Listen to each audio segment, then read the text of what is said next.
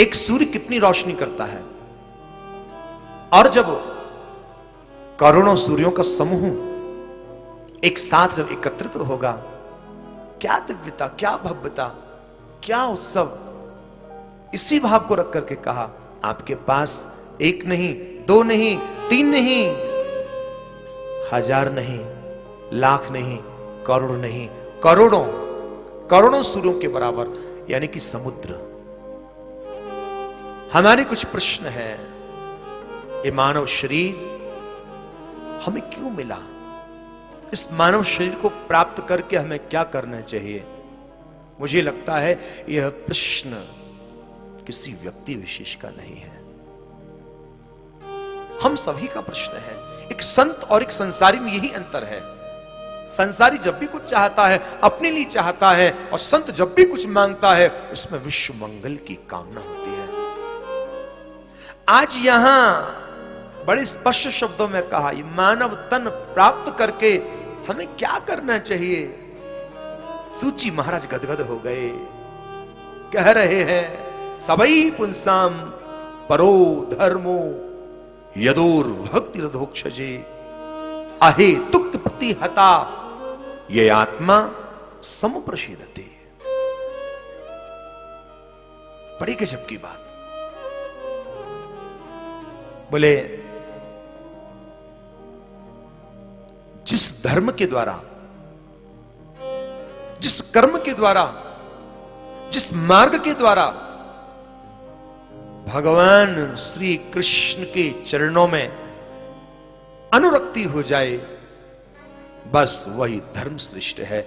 और इस मानव तन को प्राप्त करके केवल केवल एक ही लक्ष्य, श्री कृष्ण आराधन। इस मानव तन को प्राप्त करके यदि कृष्ण भजन न किया तो स्वयं स्वर्ग में रहने वाले देवतागण कहते हैं उस जीव ने अपना जीवन वृथा ही गमा दिया। महाप्रभु जी कहते हैं, मानव को तन पाय भजो।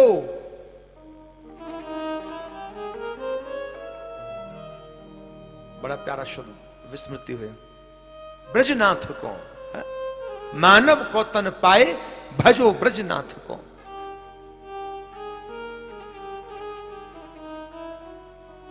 हमारा शरीर तो सेवा करे, लेकिन हमारे शरीर के संग संग हमारी पत्नी, हमारे बच्चे, हमारे परिवार के समस्त सदस्य गण प्रभु सेवा में अनुरत हों, बड़ा लाभ है। घर के समस्त सदस्य यदि भक्त होंगे तो ठाकुर जी को रुझाने के लिए, उत्सव मनाने के लिए बड़ा ही सहयोग प्राप्त होगा। देखो, पेट भरना, सोना या संतति की उत्पत्ति, इस कार्य को पशु पंक्षी भी बड़ी कुशलता से निर्वहन करते हैं, और हमारा भी लक्ष्य केवल इतना रहा तो पशु पंक्षियों में, हम में अंतर क्या रहा? छोटी सी आयु है हम सबकी, जितना हो सके भगवत भजन करो। बहुत से लोग कहते हैं हम पर दिखावा नहीं होता, कोई बात नहीं, जिस पर है वो दिखावा करेगा, जिस पर नहीं है वो नहीं करेगा। लेकिन फिर भी वो कहता है कि 10 मिनट हम भजन मन से करते हैं,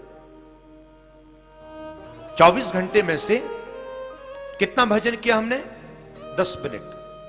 समय हमारे पास शेष बचा 23 घंटा 50 मिनट, यानी कि 10 मिनट से हम प्रभु से जुड़े रहे, और बाकी शेष 23 घंटा 50 मिनट दूर हो गए,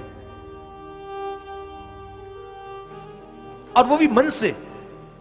जब कोई मन से बात करता है ना कि हम तो दिखावा नहीं करते हैं ज्यादा पूजा पाठ का, हम तो मन से कर लेते हैं, ओए बहुत अच्छी बात, मन से कर लेता है। जब भूख लगती है रोटी मन से खाता है या फिर मंगाता है?